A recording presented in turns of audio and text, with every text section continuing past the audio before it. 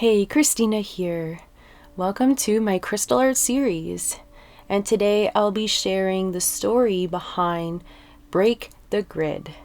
Let's go. So I'm taking you here to my mood board, and basically my inspiration was kind of evolving around red pillar arches, shrines, as well as a heartbeat.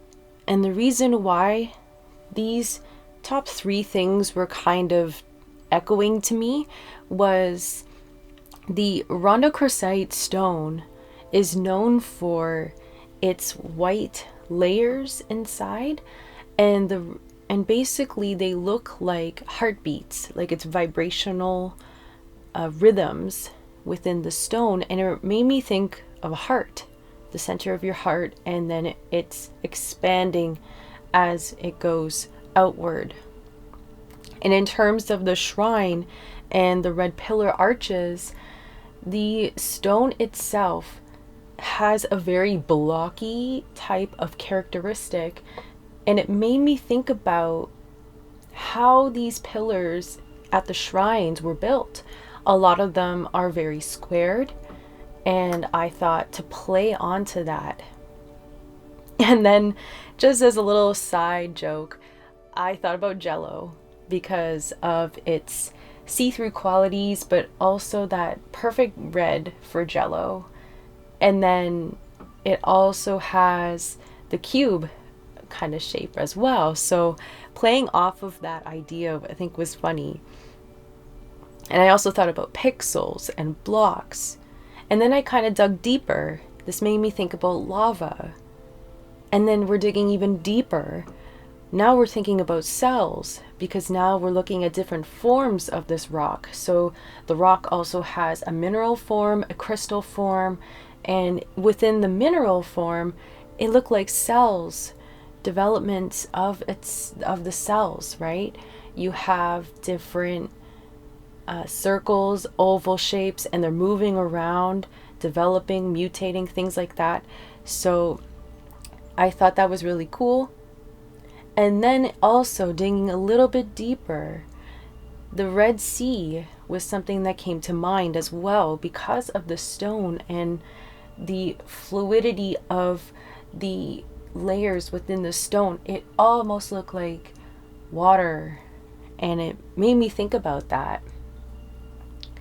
Now, digging again a little bit deeper, we're looking at watermelon bits now in terms of how they get cut up so they're diced. So a lot of these thoughts were coming to my head. I had to kind of filter through what would speak true to this piece. So I kind of channeled a little bit of Mondrian's work, and his work is all about, the lines and squares and grid formations and simple use of color. So I wanted to play a little bit on that. I thought it'd be super interesting because now digging again a little bit deeper into the stone has a lot of cubes, right? But they're overlaying each other and it almost looks like a grid. So now playing off of this grid idea. And I took on this story about focusing on love and breaking the grid of normal desensitizing and empathetic mindset that lies within our temple, and to try and find the flow of love within sharing it amongst the world to strengthen not only ourselves but each other. Our lives live on a structured grid right now, and breaking the grid every once in a while is important to do something that you find that brings you joy and happiness. So jumping right into Procreate, and right away I had an idea for this piece, so I didn't really need to spend too much time in thumbnail sketches. I wanted to use the Fibonacci grid as an anchor for this piece because it has the same characteristics as the Rhondochrosite. And the Fibonacci grid is something that I use in my design work and layout building. But I thought to put a little twist on it and use it in an artistic way. I used the grid to align my straight, square, and rectangle shapes, And I use the shrine reference for my shapes and outlining them with a chocolate brown color using the monoline brush tool. With the soft brush, came in with a dusty rose pink to fill the background. Next, I used the lasso tool to color in the square and rectangle shapes in a gradient pattern, basically magenta pink to a dusty rose for a soft look using the soft brush. In the larger shape, I was playing with the Mondrian references and the overlap of some of the ghostly rectangle shapes over top of one another to show movement. It also mimics the stone's texture.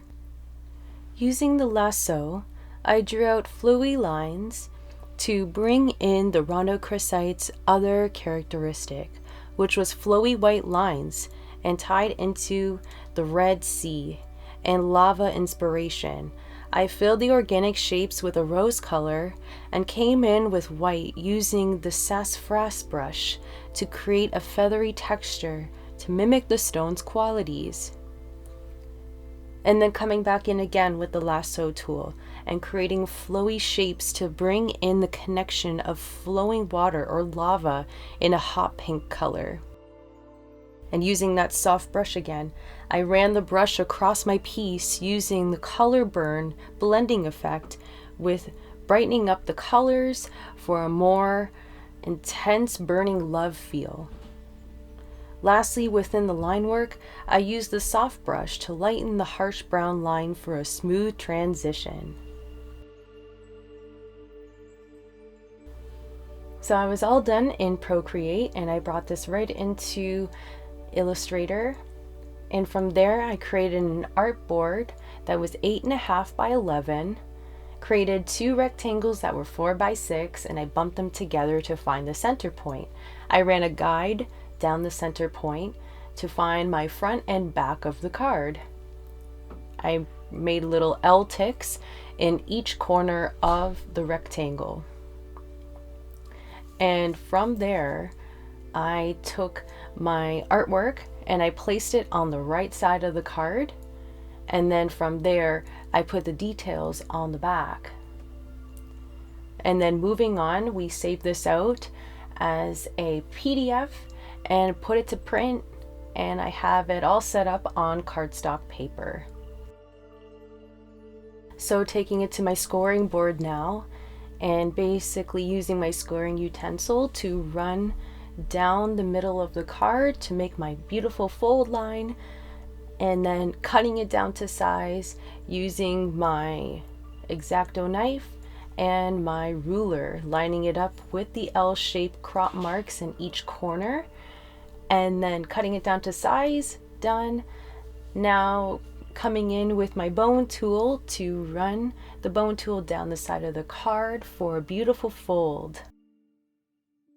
And then lastly, for the final touches, used gold metallic paint to outline the line work for a warm glow.